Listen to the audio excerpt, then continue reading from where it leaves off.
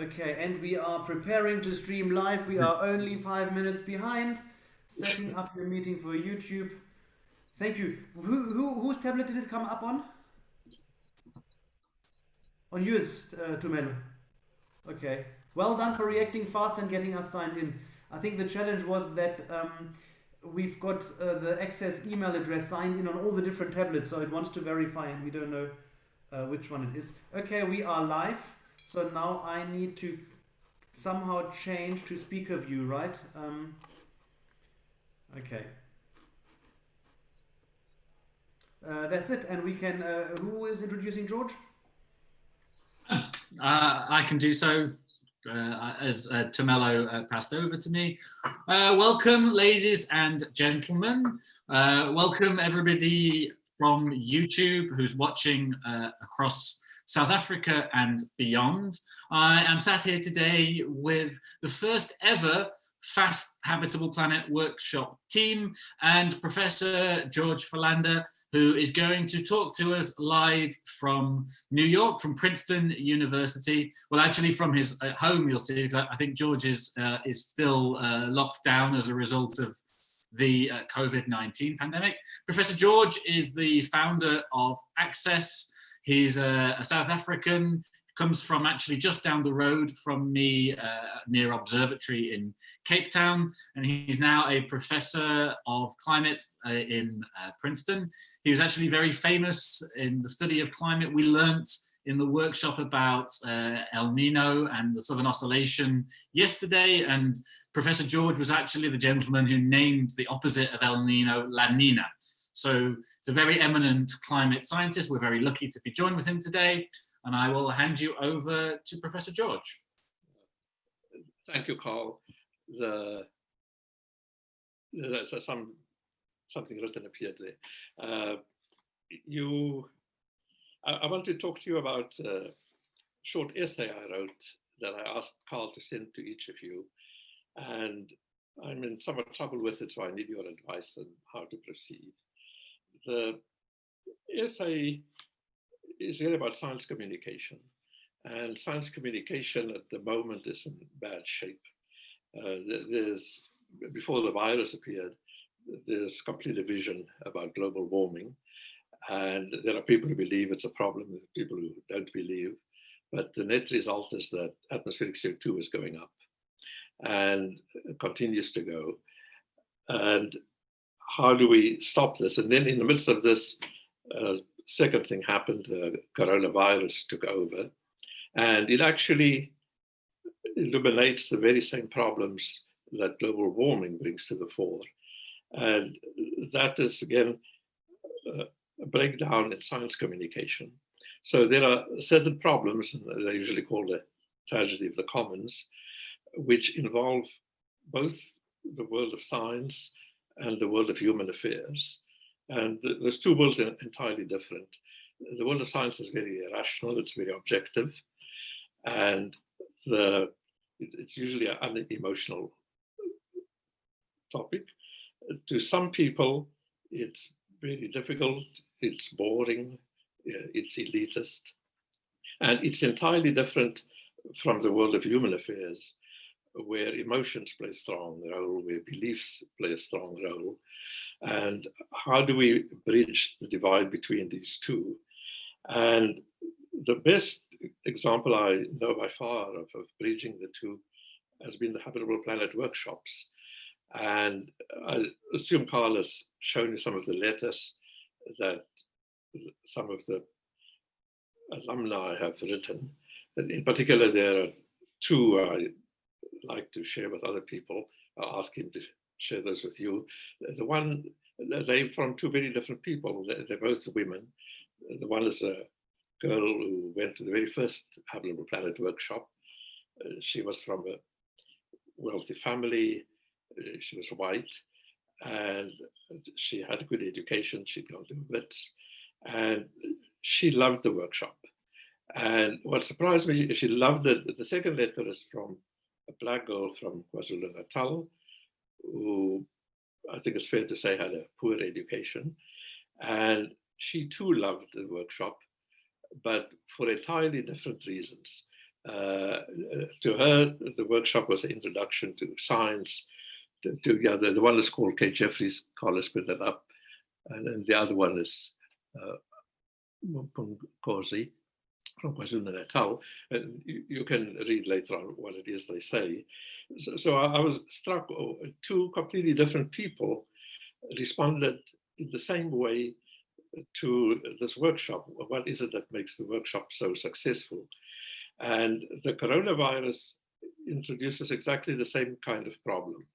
On the one hand, the virus has stopped economies, it's affected poor people, it's affected health, and we've been asked to sequester ourselves. So it's destroyed the economies worldwide. On the other hand, we have to treat this, so it affects us emotionally, strongly, but we have to be rational in our response to the coronavirus. And especially in the US, there's huge numbers of people who won't accept the signs of coronavirus. The president of the US refuses to wear a mask. Yesterday, he had a big rally where large numbers of people gathered. So you have reaction, people not accepting signs. And it's basically for the same reasons some people don't accept that global warming is a problem. They basically don't believe the science. So how can we, so the only example I know of where we've succeeded in bridging the two are the Habitable Planet workshops.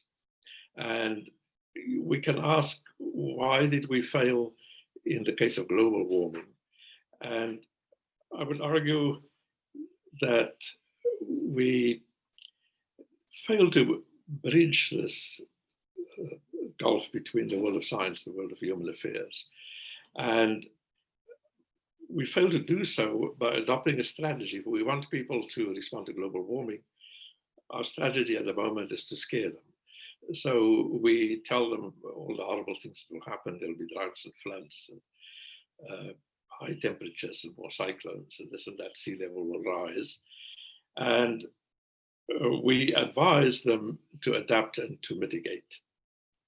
So it's a very negative strategy. And yet, as I said, there are really two reasons you can promote responsible stewardship of planet Earth. The one we adopt is to scare people, terrible things are going to happen. And the other one is to say you should do it out of love for the planet. But you can only love what you know, so you have to learn something about the planet. And you have to learn something about what an amazing place it is. It's the only planet we know of that is habitable.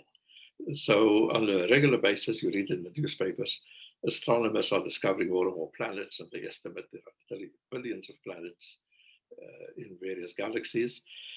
But there's precisely one that's known to be habitable. And the strange thing is most people don't even know why this is such a special planet. As I said, you can only love what you know, so you ought to know something about the planet.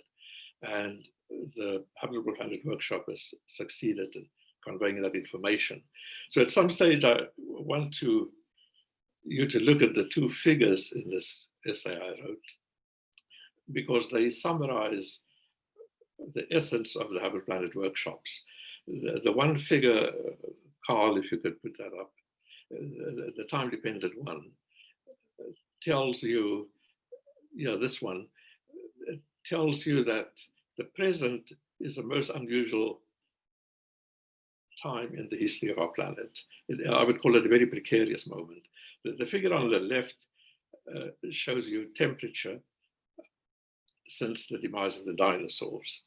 And what you see, suppose this were a patient brought to a hospital with a very high fever, and the doctors prescribe some medication, and the fever falls. So you can see the temperature goes down. And then at some point, the patient starts having convulsions. The temperature fluctuates up and down. And then if we blow up this last part of the record, and we, in addition to temperature, we put something else, say pressure, we discover at the very end of the record, the red curve is shooting up. And so if this were the temperature of a patient with the vital signs, we would say the present is a very scary moment and some urgent action is needed, and we would probably rush the patient to the emergency room. Now, instead, this is not a patient, this is Earth's temperature. The fluctuations you see are ice ages, and they've been recurrent. And what you see is at the present, a warm period, it's called interglacial, and we've taken advantage, our species Homo sapiens have taken advantage of this moment to build cities, to develop, industrialize, invent farming, all sorts of things. And the net result has been this very sharp rise in atmospheric CO2. So the fear of global, you don't need a model, you just look at these curves, and if I ask you to make a prediction, what will happen next, you will say, if it had not been for that red curve going up, we would have plunged back into an ice age. The time scale is enormous. It wouldn't happen for a few millennia, for a few thousand years. So we're really shooting, we're acting too fast. You can argue that increasing CO2 is a good thing, it's inhibiting the next ice age, but the next ice age is not going to happen for a few thousand years. So in the meanwhile, we're doing too much of a good thing, and we're causing global warming, which is the opposite extreme. So we really should slow down the global warming business. Now, this is one bit of information, just looking at Earth's past. The other bit of information, the second slide, Carl, tells you about the planet today. And what you see in this picture, okay, if you can blow that up a bit, these are really three views of planet Earth. On the left is planet Earth seen from the moon, and that's a very famous picture taken in 1969. The middle planet is a NASA picture. It shows the various climatic zones on Earth, and you can, what is surprising, you can clearly see where is the Sahara Desert, you can see the tropical jungles and so on. You can see that southwestern Africa around Cape Town is actually quite arid, it's dry, you see a bit of yellow. The surprising thing in that picture is that the oceans also have climatic zones. And so, for example, south of South Africa towards Antarctica, it's a very fertile part of the ocean. And the plants there grow so energetically that they absorb a lot of the CO2 in the atmosphere. And they also release oxygen. And so we go to the last picture. That's actually Carl's wife with her dog. And the reason I'm putting them there is you don't see any plants around them, but they're breathing oxygen, and the oxygen is coming mostly from the ocean. So there are lots of plants in the ocean, and every second breath you take is the oxygen actually comes from the ocean. So there's so much ocean on the planet that is responsible for most of the oxygen we breathe through photosynthesis. So these pictures tells about the climate today, and your workshop will talk at length about it. The picture you see there is a snapshot of a constantly changing panorama. And the seasons is the most obvious example of how this panorama changes. So where you are, it's winter now, it's cold. If you wait till spring, if you wait till next winter, spring in South Africa, I think it's September, October, it will start blooming again, and then summer will be warm and so forth. So we have this huge annual global climate change, the seasonal cycle. And a good measure of how poor we do in conveying scientific information to the public is how poorly we teach people about the seasons. Most people don't know why we have seasons. Most people are unable to read graphs or maps. And so the two figures I just showed you are actually introductions to science's very powerful tools. A graph is particularly useful, and so are maps. And if nothing else from this workshop, you should learn to interpret those things see what they mean. As I said, I don't know if Carl still wants to do it. We may be running out of time. There's a video of students at Harvard University being asked why summer is warmer than winter. And 23 of them are asked this question. And they asked the question on graduation day. So this is after 4 years of very expensive education. And in this video, they actually give the wrong answer. This caused consternation. They claimed that summer is warmer than winter because the Earth is closer to the sun in summer than in winter.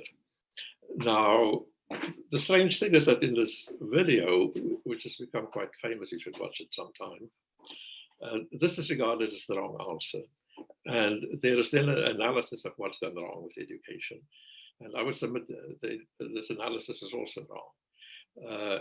In Cape Town, for example, or in South Africa, if I tell you that the Earth is closer to the sun in summer than winter, that statement's actually correct. The Earth is closest to the sun at the moment in early January.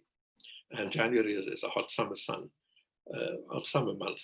That answer is incorrect for the Northern Hemisphere because it's winter. Where I live, there's usually snow in January. So you cannot, there's more to the seasons than this. I won't go into the details now, except to point out how poorly we do in teaching people about climate change in general. So the seasonal climate change is a huge one. It affects everybody. It's occurred repeatedly. And we've still failed to explain this to people. So when it comes to global warming, we shouldn't be surprised if people are thoroughly confused about what we're talking about. If they don't understand this climate change, everybody experiences all the time. Why should we expect them to understand global warming? And my analysis of what I think has gone wrong with education is that science has two goals. The one is to be useful, and the other one is to satisfy your curiosity. And there was a wonderful example a few years ago, 2017, when astronomers very accurately predicted there would be an eclipse of the sun. And I think it happened in August 2017. And millions of people could watch the spectacle. It only lasted a few minutes at most. And it only happened in a very small part of the planet that you could see this. People traveled huge distances. It was a joyful occasion. Astronomers were out to explain to the public what eclipses are all about. Everybody enjoyed that. They satisfied our curiosity. So you could say the sun and the moon played a game of hide and seek, and the sun disappeared behind the moon for a few minutes. This entertained us endlessly. It seems quite easy to entertain human beings. A few weeks after that, 3 separate hurricanes ravaged Texas, in particular a city called Houston, and then there was a hurricane that ravaged Florida, and then one moved to Puerto Rico. And in each case, meteorologists predicted very accurately the intensity and the paths of the hurricane. And they satisfied the second function of science, which is to provide useful information. So these very accurate hurricane forecasts saved millions of lives. And it also increased the stock value of the Weather Channel in the US. So many people tune into the Weather Channel. There's a TV channel devoted entirely to weather 24 hours a day. So many people tuned in to watch these cyclones ravage Houston, Florida, and then Puerto Rico, that the stock value went up. What was intriguing is that the reporters on the Weather Channel took great care not to mention global warming because they were afraid it would alienate the viewers and their stock value would go down. And so they neglected the opportunity to explain that the source of energy for hurricanes and why they're so intense is really quite remarkable. It's water vapor. Right? So hurricanes form in summer in low latitudes where the water is very warm, you get a lot of water vapor evaporates into the atmosphere. And when it reaches some height, the water vapor condenses back into liquid water, drains, and that transformation from water vapor, a gas, to liquid water releases a lot of heat. And that heat originally came from the ocean surface through evaporation. Anyway, it's a fascinating story as to what drives hurricanes. And global warming, in principle, causes atmospheric concentration of water vapor to increase. And so global warming can cause more intense hurricanes, in principle. It's a bit more complicated than that. What I want to note is that the Weather Channel reporters refrained from mentioning global warming because it's a very polarized topic. People do not want to believe it, and they would stop probably watching the Weather Channel. So at this stage is where the Habitable Planet workshop enters. And in particular, a third thing has happened. So I mentioned the two big things in the last few years is concern about global warming. Then all of a sudden there's a virus, which raises very similar problems as how do you communicate science to people and get them to take obvious steps to minimize this problem. The third thing that happened is just the last few weeks. It's Black Lives Matter. And it's absolutely astonishing to me what's been going on. Not just in the in the US, there's been discrimination against Black people forever. There was a civil war in the US more than 100 years ago in the 1860s. One side lost. The side that lost never admitted that it lost. And they simply continued to discriminate. And all of a sudden, a few weeks ago, this boiled over.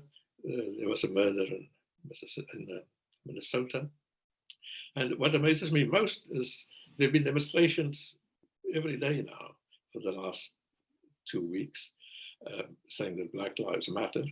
And the demonstrations have not just been in the US, they've also been in UK, they've been in Germany. It's literally worldwide.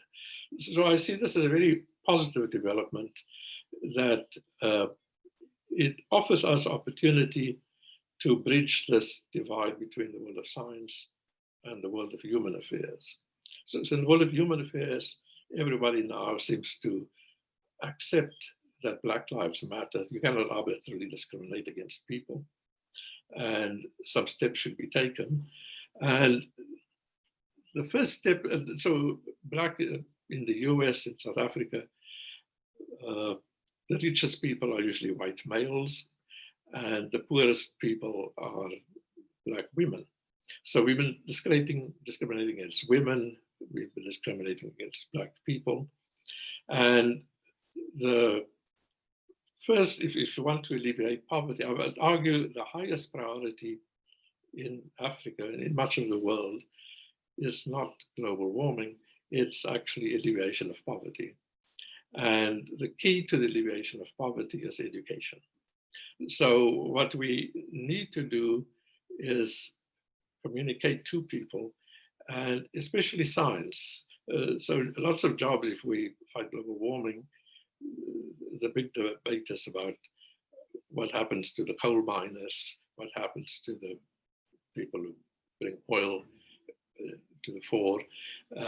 And there are replacements available, but and those replacements, wind power, solar energy, and so on, they require technical expertise. They do create jobs also. So my main point is education is the key to the alleviation of poverty.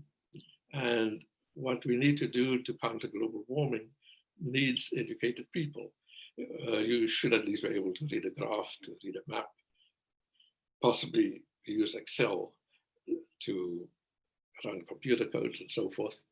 And this is where the Habitable Planet workshop succeeds enormously in bridging these two worlds and bringing science education to large numbers of people. So the project I'm proposing, the main problem with the Habitable Planet workshop is that it reaches too few people. Right? So Carl is doing his level best. I think he's running 6 of those workshops a year. Each has about 30 people participating. 30 times 6 is 180. It's a drop in the bucket. I mean, what you're experiencing should be available to tens of thousands of people. How do we scale this up? That's the challenge. And that's where I need your assistance. So I wrote this essay, and what I'm proposing, I said I'd call this talk humor. One of the main points of any education is to build self-confidence. You have to have the self-confidence to tackle a problem you've not seen before. You have to have the self-confidence to question whatever approach is being taken to solve a problem, if that's the most efficient, if that's the best approach. It takes a lot of, to be a scientist, you have to learn how science works. So science is an incredibly successful activity. Progress is one of the hallmarks of science. If you ask how does science progress, it's by constantly testing your beliefs and hypotheses. Right? And it's been so at one time we thought the Earth was flat, and it took a while, it took several centuries for people to become convinced that the Earth is round. If you ask, people used to think the equator would be so hot that you couldn't possibly cross the equator. And you may wonder, why is the Mediterranean Sea called the Mediterranean Sea? Mediterra literally means Medi is middle, Terra is earth. And maps way back 2,000 years ago would have the equator go through the Mediterranean Sea. It says in the Bible that I think Jerusalem is on the equator. So they had it, they basically had the wrong maps. It took a while to persuade people the Earth is round, but they did adopt that. If you're going to travel anywhere, if you're going to sail to some other place, you better believe that the Earth is round or you'll never get to where you're going. The other breakthrough was the measurement of time, that people used to think that everything rotates, the Earth is the center of the universe, everything moves around it. And then Copernicus came around and said, the Earth is not the center of the universe, it's moving around the sun. Anyway, you know that whole story. The church, which at first did not like, this big fight between Galileo and the Pope, the church that did not like this idea that the Earth is not the center of the universe, actually wanted accurate dates for Easter. And so they actually supported measurements that demonstrated that the Earth is not the center of the universe. We have an accurate calendar today, and it's obviously important to farmers. So having a good calendar is important for all sorts of practical reasons. Let me just give evidence of how difficult it is to change people's minds. If you know a little bit of Latin or some Spanish or Italian or French, you will realize that the months of the year are misnamed. December refers to the number 10, but December is actually the 12th month. September is set to 7, August 8. So the months September, October, November are all misnamed. They should be the 8th, 9th, and 10th month according to their names in reality. But it's just we didn't adopt a calendar that was accurate until quite recently. I think it was the 1700, somewhere there. But it's a measure of how, in the end, scientific results are accepted because they're of practical value. So people have beliefs, and you cannot live your life strictly on the basis of rational scientific information. You also have to have some belief in what's right and wrong. And sometimes the beliefs are rather arbitrary, and they can impede progress. Insisting that the Earth is the center of the universe or the Earth is flat are examples of beliefs that are clearly wrong, have to be changed. But it's also a mistake to think that we don't need beliefs. Galileo, in his fight with the Pope, commented that science will tell you how the heavens go, how they go around, how the earth goes around the sun, for example. But science does not tell you how to go to heaven. Science does not tell you how you should live your life. Science does not tell you that Black Lives Matter. This is something that your religious beliefs, or somebody has to instill on you that certain practices are morally superior to others. So we have to acknowledge science has limitations. Science, as I said, does not tell you how to live your life. And the Black Lives Matter is this glorious moment where everybody seems to agree that discrimination is a wrong thing. So at the same time, it's an opportunity, I feel, to promote science education. And at the beginning of this talk, I said that I want to start this project called Humor. And in South Africa's, the apartheid obviously did awful things. And once apartheid was abolished, one of the first things the South African government did was to promote the teaching of basically anthropology in schools, so that every child interview knows that the origins of man is in Africa. And so I think to get that the Habitable Planet workshop, to sell it to a much wider audience, we should tell them that it tells an amazing story of how all of us originally came from Africa. And so there's no point in saying Black Lives Matter, because everybody was Black at some point. We all have ancestors who were Black. And if you go back to those graphs we showed earlier, it happened surprisingly recently in Earth's history. Some people say Homo sapiens only 30,000, 40,000 years ago. Don't quote me on that. But my point is, everybody is interested in their background, in their origins, and we should make them aware that they all have African origins, and that the story is absolutely amazing one. It's about continents drifting, it's about mountains rising, all those, that first graph we showed you, all those fluctuations, that one. The story behind there is absolutely amazing. The Earth at one point was so hot, there were no glaciers anywhere. Then the dinosaurs used to reign, they disappeared. Earth cooled down. At some point, African hominids, our ancestors, appeared in Africa. We, Homo sapiens, appeared very, very recently, you can see there. And we didn't amount to much until about 5,000 years ago. Then we invented agriculture, we invented all sorts of cities. It's an amazing achievement. And we also developed technologies that are now upsetting the climate of the planet. And so learning why the present is this unusual moment in the history of the planet, and above all, learning why this is a habitable planet, the only one. So we're living on this amazing place. So I feel that if we have a project called Humor, which means human origins, we go back, tell people Black Lives Matter literally means that everybody's life matters. Right? At the moment you have objections. Carl will know that 2 days ago when there was uproar in England, the soccer league, there was a big soccer game. And every player on the field had a shirt which on its back said Black Lives Matter. And then at the intermission, at the half time at the soccer game, a plane flew across the soccer stadium and had a banner behind it that said White Lives Matter.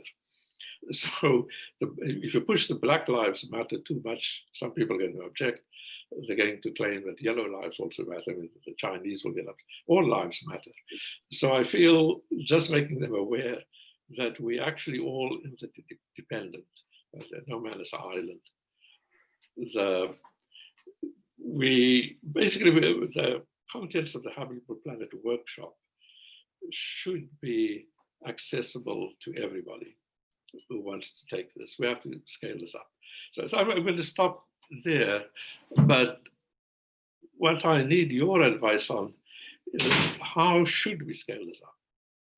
It will necessarily have to involve the web. It will have to involve something like Zoom. But I think the Habitable Planet workshop in the end succeed because people with very diverse backgrounds got to know each other.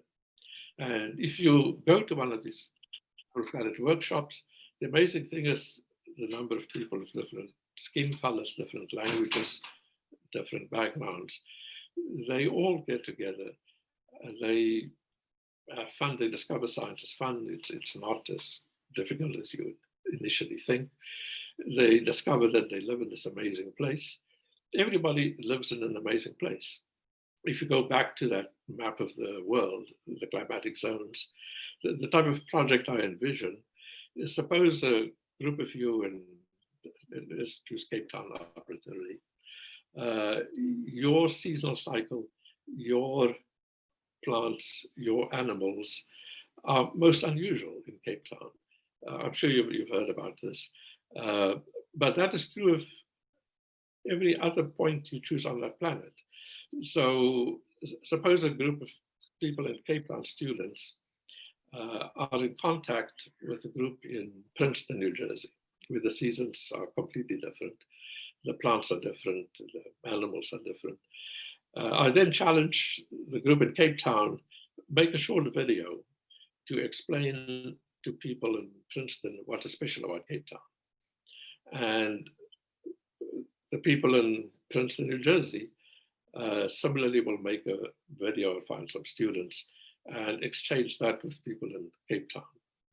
And each side, the main message should be that we in this together, that everybody, there's a famous poem from the 1500s said that no man is an island, right? We're all interdependent. The picture of Carl's wife you see there is simply to point out the oxygen she inhales she will then exhale CO2. It's part of recycling. If you have to summarize why the planet is habitable in one word, the word is recycling. So it's not possible to save the planet. It's not possible to respond to global warming in isolation. That it has to involve everybody. Everybody has to participate. Everybody should try to find out about what some other part of the world is like, should communicate with those people. The youth, I discover, is much more likely to do this. So let me just conclude. I left you about given Carl this essay I wrote. The essay is actually running into trouble, and people are so convinced that people are worked up about global warming are so convinced that the only strategy is to scare people that they disregard the value of an education that focuses instead on satisfying people's curiosity. The most peculiar thing is that we live on a habitable planet. Why is it habitable? Once you find out. So if you emphasize the disasters of global warming too much, you produce phenomena such as the Swedish girl, Greta Thunberg. As far as I can tell, Greta doesn't actually know anything about climate, but Greta's very upset and she's in tears much of the time. And I agree entirely with Greta's father. I had an interview with Greta's father recently, and he thinks the highest priority is for his daughter to get an education. She should stop traveling around the world telling people that shape up. She should go to school and learn a few things. She's really too young to give up her life now to be emotional in public. I don't want to criticize Greta. She's doing very valuable work, but I think she should take care not to undermine her own future, and she should try to learn more, and the rest of us should step up. So just one final story as this to illustrate that I really don't know how to proceed with this proposal I'm making. I discovered that 50 years ago, that picture you just saw there of Earth seen from the moon was taken by the Apollo 8 astronauts. And this happened in 1969. So NASA has just released a short video. You can find it on the NASA website. I think it's called Apollo 8.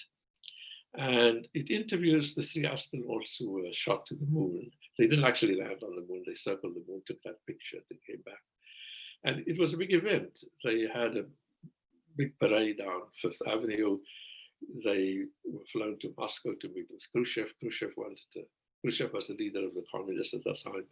He wanted a copy of this picture of planet Earth on the moon. It's the most seen photograph, simply because it appears on a stamp.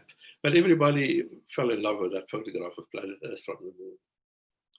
So NASA has this video, and they interview these astronauts, and then they jump 50 years later. They interview the same astronauts today, and today they are 80-year-old men, and they're passionate about planet Earth. They want to save it, and they have suggestions and so on. So on Christmas Day, 6 months ago, I asked my granddaughter, she's 12 years old, I asked her mother, who's 40-something years old, and I asked her grandmother, my wife, who's 70-something years old, to watch this video with me. The video, in my opinion, is what everybody should see. And these people are very passionate, the astronauts, about attending to planet Earth, being responsible stewards. So the video only goes on for 4 or 5 minutes. And at the end of the video, I asked my 3 women watching this what they thought. My granddaughter thought it was a wonderful video, but she said that she didn't think any of her classmates would be interested in it. They wouldn't bother to see it. And my daughter-in-law, this girl's mother, said that she didn't care much for the video because she doesn't care for the opinion of 80-year-old white males. And then my wife agreed with the 2 women. So I realized that I'm completely misjudging what it takes to get people interested in science. I thought seeing this video would change everybody's opinion. And I didn't realize how resentful women are of all the priorities and privileges that white males, especially elderly white males, enjoy. They are the ones who go to the moon. They got all these various advantages. So I need your advice. I've no idea what it is that will appeal to 12-year-old girls. What is it that will appeal to the youth? We'll be very divided. The good news is the Black Lives Matter movement. And as I said, I see it as opportunity. And it's opportunity where I feel South Africa should actually take the lead. Right? When Mandela became president, everyone expected a civil war in South Africa, including people outside South Africa. Mandela became world famous for marrying the worlds by compromising, right? Getting white, black people to get together. It's taking a long time. I mean, the apartheid was so horrible that it's going to take a few generations to remedy the harm it has done. But South Africa showed the way. In many other parts of the globe, when the Cold War ended, there were civil wars, like in Bosnia and some other parts.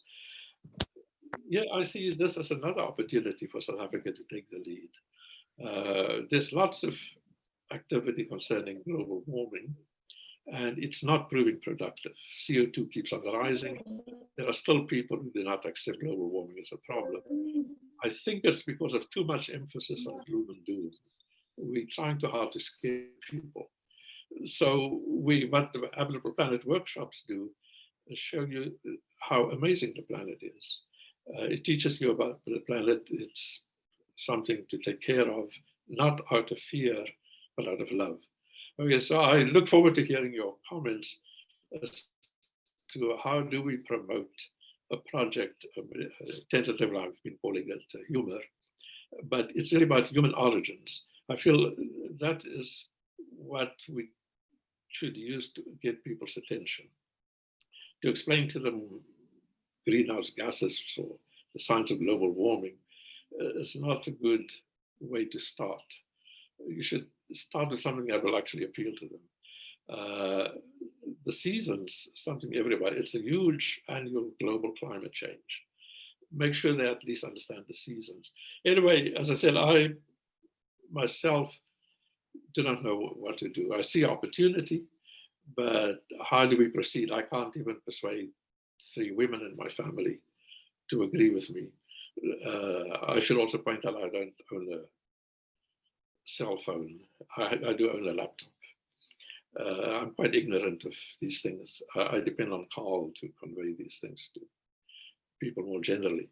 So if there's some group, I'm hoping that groups will form in different parts, literally, of the world, in different climatic zones of the world, and be in contact with people in some other climatic zone, exchange information. There should be a website, I'm hoping Carl can start something like that, where you can go for information, where you can get that. There should be a Habitable Planet workshop in some sense. It's a big challenge, but there's a huge opportunity, and the rewards will be very rich. So I'll stop there, and I look forward to your comments. And not necessarily right now, but you can reach me anytime if you send an email. Thank you.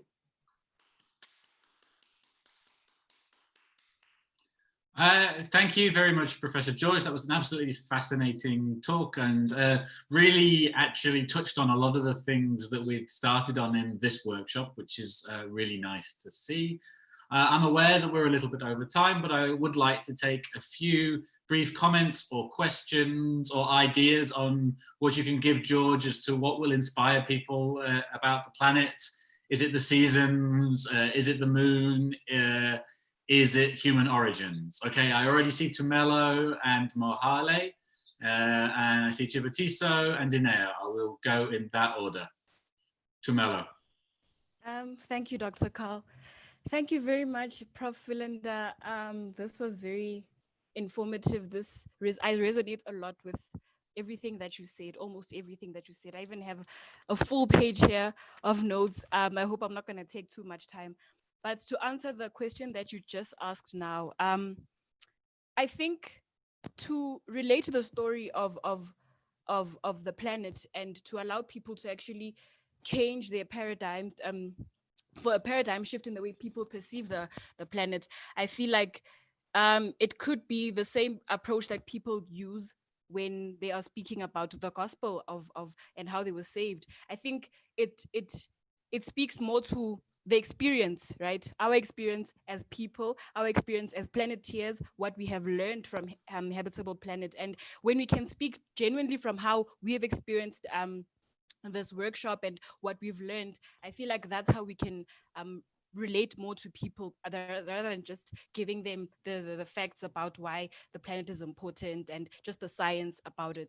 Because for me, my passion really started when I first learned about photosynthesis. I can't even remember when was that. But when I first learned that trees are the reason why I'm able to breathe in oxygen, and they take in the carbon dioxide, which is bad for me, and they take it and they produce something that's amazing for me and allows me to live. That's where my passion started, And I think having experienced HPW last year, that's where I was cemented in knowing that this is where my passion lies. My passion lies in just increasing knowledge about environmental affairs to people. Literally, this is the support system that we have, and without it we cannot be alive. And so I feel like that's the most important thing. That's why I agree with the human origins idea. I agree with that concept. And so I feel like what young people have to be out here, and it has to start with us planeteers, and we have to just spread the word on social media. This is how we relate these days. Social media, we go on social media, we speak about this, we speak about our experience, and we break it down to simple concepts so that people can understand this, and people can really realize that we can't just be focusing on growing the economy all the time. In as much as we need development, we need it to be sustainable, and we need it to be centered around protecting our environment. So that really is what I think I would leave the Planeteers with. Just speak from your experience. I love how Habitable Planet does not just say it's a science and we have environmental people, science people. We have people from different disciplines, and it also promotes that interdisciplinarity. We have Mo here who's studying law. We have Akani who is a fashion designer, but Habitable Planet is fostering that community of different people, different experiences coming together to understand what really makes us alive, the planet. And from that experience, we can just go out to the world, spread it, and not even be ashamed to be tree huggers. I honestly even call myself a qualified tree hugger on my Facebook bio, on Instagram, on my Twitter, because I'm so passionate about it. And so I feel like speaking from our experience, we can then spread the word to other people. And that's how we can get people to join this movement of literally saving the planet, the only planet that we know to be habitable. Thank you. Thank you, Tumelo. Mahale? Thank you very much, Dr. Carl. I'm having some problems with my video, but I'll take heart in the fact that at least you can hear me. I'm sorry. Okay. Yeah, we can hear you, Mahale. We can hear you. Right. No, I'd like to also contribute to my intellectual tithes and start first by acknowledging how from Monday, actually, we've learned about the different topics that have to do with the environment and the earth as we know it in the bigger scheme of things. But focus specifically on the names that have came up in terms of inventions and groundbreaking research. We have George Box, we have Galileo, we have Hartley, we have Fridtjof Nansen, Milankovitch Cycle, Alfred Wegener, Arthur Alexander Dutoit, Gerald Joyce, and all of these people, Einstein, Doppler, Thomas Young, Louis Pasteur, Charles Darwin. And at no point in time did we ever, or did you ever hear the name of a Black person. It's important that I mention this. I'm saying this because when you want to talk to people, you have to, the very same Nelson Mandela said it, when you want to talk to people, you have to talk to them in their own language. I'm going somewhere with this. The fact that even plants, elements, space, as we know them, are named predominantly in Latin suggests that there will be an element of interest that will be applied to these things. Now, imagine me teaching a 5-year-old what a certain plant is, and there's only a Latin name for it. You know, what it also does by contraindication is sort of to suggest that these things are not available in our native languages, and it will be really in rare cases where you find it in native languages. So that's where I think we should start, to kind of look at how can we narrow down this education to become more relevant to the African and the native people in terms of their language and in terms of the dynamics around it. Is the education native? I'll make a very relevant example. You spoke of the calendar and how the months are jinxed as they are supposed to be. When you go to Mpumalanga, which is a province in South Africa, there's a place called Adam's Calendar. Now, Adam's Calendar, there's a Zulu name for it called Inzalo Yalanga, which means the birth of the sun. Now, Adam's Calendar is one of the oldest places that are known to, that were used by humans back then to calculate time and movement. Now you have a place that is used as the oldest calendar. It's named in English, and already it has exclusionary connotations to it, sort of. Now, on the 21st of June, which was on Sunday, we had the shortest day. On the 21st of December, we have the longest day. On the 21st and 22nd of September, we have an equal length of day and night. These things you learn them when you go to Adam's Calendar, which is in Mpumalanga, which is in Africa. So once again, do we bring this type of education to people and in the language that they understand the most? What are the chances of me telling a person that, hey, did you know that littering has negative implications? And in the act of me trying to explain it, I use terminologies that are way outside of their comprehension. You have to understand that also in an African context, there's illiteracy. So how do I explain these things when I don't even have the native names, when I don't even have the relevant people to relevant in the context of color, since people, that's what they resonate more with, sciences will tell you that. So how do we diversify our education so that it becomes relevant to the African average human being on the street? If these things are named in languages that might be called foreign, I don't know if you hear where I'm going with this. So in the act of finding solutions, perhaps we must recultivate the education system entirely as we know it, entirely, cultivate it again and see what comes out of it.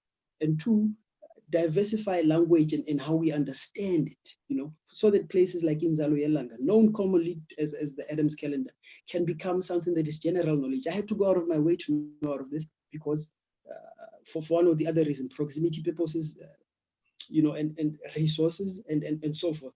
So that's where my concern stems from.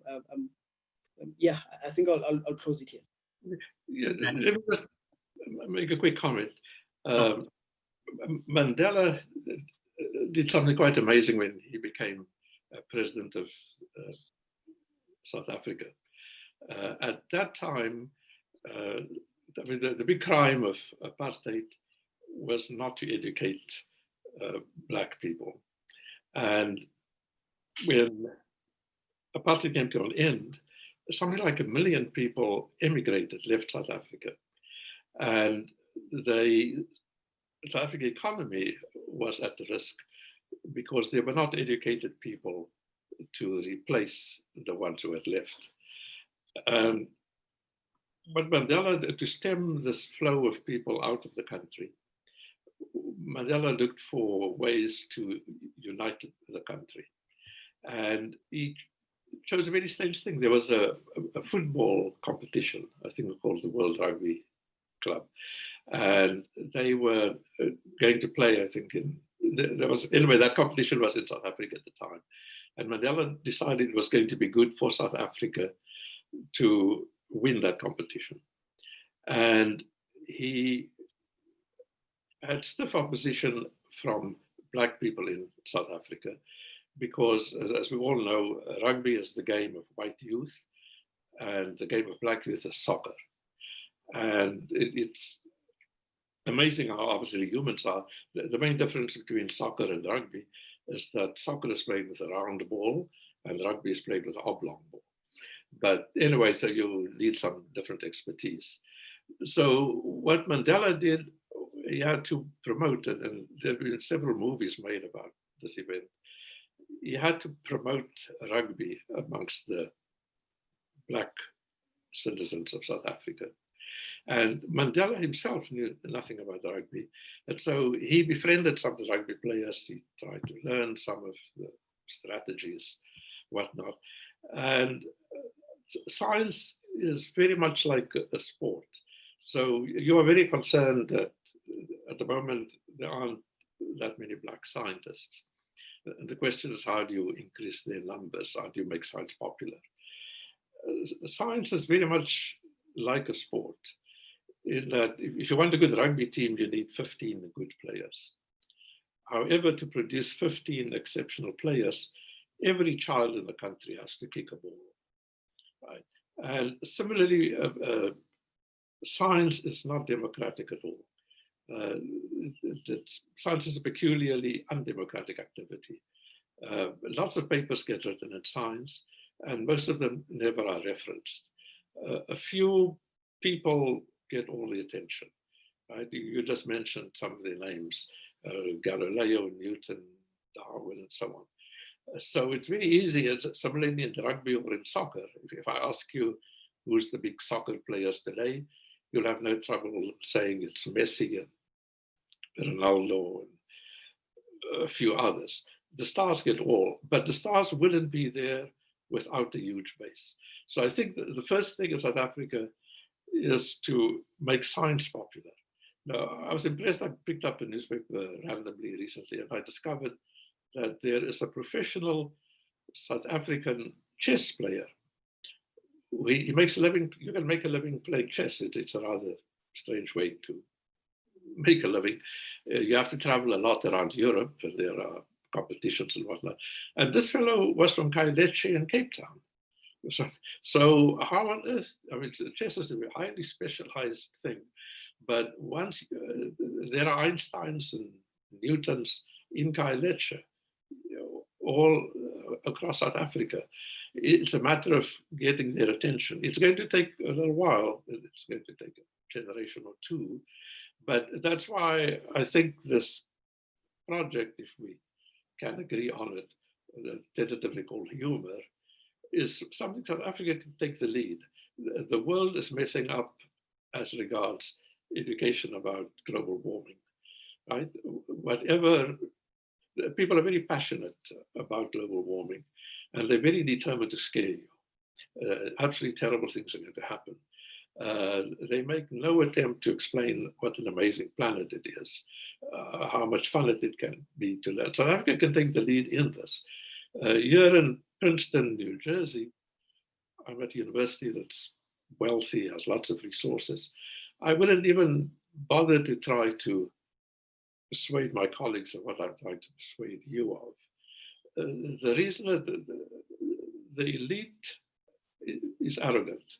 They believe they know what's good for you, right? And so people who study global warming in Princeton, at all the rich countries, there's one that the president of France has put out a website. I can send you a link to it. It's a very good site about global warming, and it's all about advice. You are told to adapt and mitigate and do this and do that. There's no attempt to explain to you how the planet works.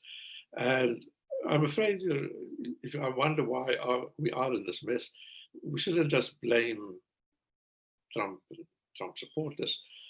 I believe the elite is as much to blame. The elite is very arrogant. To go around giving people advice on what they should do and not do, it's a very arrogant attitude. And most people will rebel and not accept it. I think it's much more effective to adopt the Habitable Planet workshop strategy.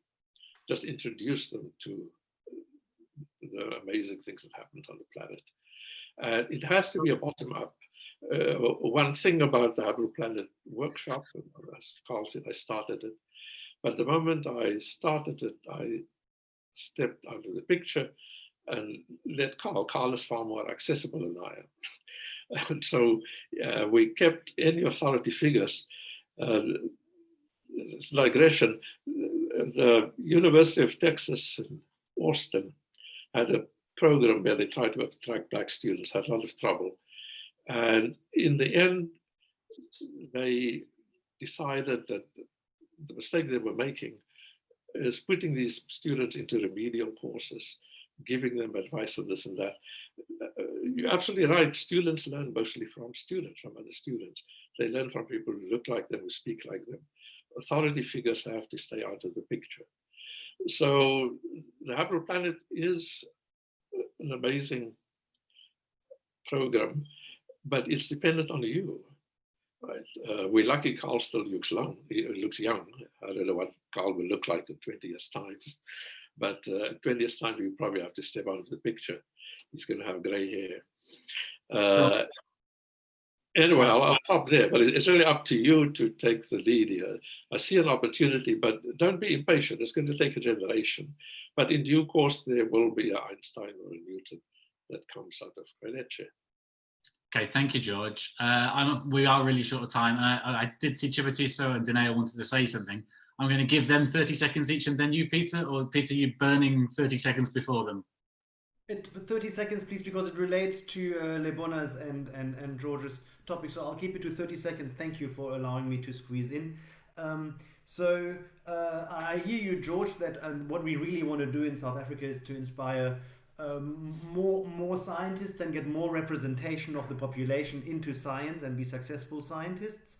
However, I think we have also way more successful or influential scientists of color that just did not make it as much into history and are not mentioned as much. So I feel it's actually important for Habitable Planet workshops that we make a bit more effort in finding these and also mentioning more people of color in the history of science, as that might assist with representation and inspire young learners. So in that sense, I think we have a little bit of work to do to, well, I guess, decolonize our curriculum a little bit and make sure we get more black science representation of the past in there. That's just what I wanted to add to it, to the conversation, as much as we're focused on increasing it going forward. Thank you, Pete. Jivatiso. Thank you, Prof, for the presentation. There's a new ad from Chicken Licken whereby this guy comes into contact with a dinosaur. So that got me thinking, if we continue with the lifestyle that we're currently having and being ignorant, could global warming lead to us going back, or rather the temperatures of planet Earth going back to the same conditions that they were in the first part of the climate model that we just briefed us with? And also, if then the atmosphere's temperature then goes back to that conditions, which species are most likely to survive in those conditions? And also, is it possible that we could have some species that are now extinct come back and we see them back again? Thank you. Those are great questions, Chivu, questions that I have to put to George. George, please, 30 seconds to answer those. No, I don't think the ones that are gone will come back. The only comment I can think of making is more species have disappeared in the history of the Earth than we have on Earth at present. We're not here forever. We have to get used to that. We would like to be here forever, but nature, anyway, the whole study of paleontology, that graph that Carl showed, with the plots going up and down, is absolutely amazing story. So my recommendation is try to find out what the story is behind all these windows going up. As I said, the dinosaurs were here for a very long time. They came and they went. At the moment, we are the dominant species. We've certainly advanced a lot. I think there is hope for us, provided we're sensible. But we have to find out how the planet works. We have to find out it. And Georgia, to return to a warmer climate, you would expect it to look something like 60 million years ago? If it gets that hot. In the meanwhile, we don't live that long. I mean, the planet is what, a few billion years old. We've only been here a few seconds. Okay, thank you. Dineo, last comment or question, quickly, please. Thank you very much, Dr. Carl. Thank you very much, Professor Philander, for taking us through science and how it relates to society in this way and how it actually is relevant to us today. And I really resonate with the previous speaker, Mohale, and what Peter's remarks were on it. And so I'm just curious as to what the cost is, speaking to the history of discrimination in the sciences and the recent move and push to decolonize the sciences. What is the cost of the discrimination that has already taken place? So what we haven't been able to achieve with the suppression and oppression of different groups in terms of how we conduct research and in terms of our scientific discoveries, and what are the potential costs moving forward if things remain as they are. George, can you do a minute and then we need to close? We really do, I'm afraid. Okay, that's the story. We're in the middle of this virus now. And it turns out Isaac Newton was sent home. He was a student at Cambridge University. And there was also a plague, there was a pandemic. And Isaac Newton was sent home. And while he was at home, he thought of gravity. He solved all sorts of problems while he was at home. And somebody even proposed if that virus at the time had lasted longer, Newton would probably have thought of relativity. So we should we have opportunities, is my main point. We have the capability. We should take advantage of this opportunity. It's not, I mean, the Black Lives Matter is absolutely amazing opportunity. Africa should take advantage that it all started here, right? So this peculiar species, Homo sapiens, have taken the lead. They've temporarily messed up right now, but it started here, and we have to show them the way. Africans have to show the way how to get back. Nice one. Thank you very much, George. Thank you, everybody, for a wonderful session. That was really, really interesting, really exciting discussion. And thanks to the FAST team for an excellent day. I will see the FAST team tomorrow. I'll see the rest of you.